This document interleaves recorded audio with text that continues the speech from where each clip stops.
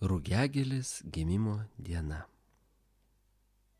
Taigi atsigulė arklys Dominykas, švelniai, vienodai krapsint pavasariniam lietučiui. Ir nė pats nepastebėjo, kaip trumpam užsnūdo. Bet netikėtai jis pajuto, kad kažkas švelniai kutena jam papilvę ir pabudo. Tikriausiai koks kurmis Andriulis, nusprendė arklys Dominykas, atsikėlė ir jau ketino tą nedorėlį barti. Betgi mato Dominykas, kad tai visai ne kurmis, o tik kažkoks mažas, gležnas daigelis iš žemės lenda. Kas tu toks? Klausė Dominykas. Ar jau nebepažįsti? Ražosi mažasis daigelis. Ašgi tavo rugiagėlė. Oi, kaip ilgai miegojau. Atnešk truputį vandens.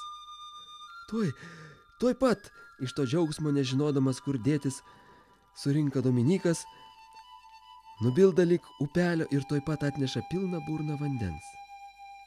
Išpila ant rugiagėlės ir klausia, gal dar? Ne, užteks, jau atsigėriau. Ačiū tau.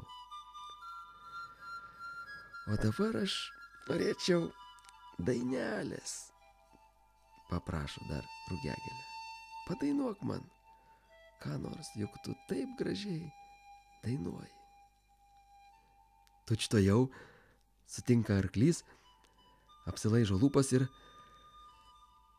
tuoj pat prisimena savo močiutę Domicelę, kuri jam vaikystėje sakydavo, kad dainas dainuojant daug greičiau auga visi augalai.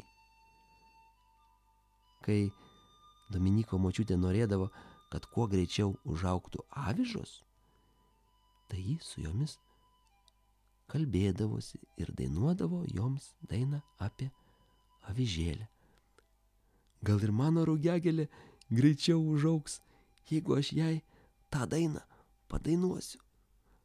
Apsidžiaugė arklys Dominykas ir tyliai uždainavo.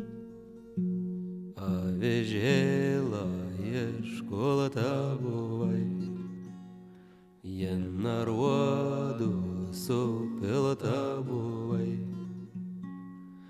Jie radbėgo iš laukų pelai, ta pelė, ta grūda per pusę, ta pusė per pusę.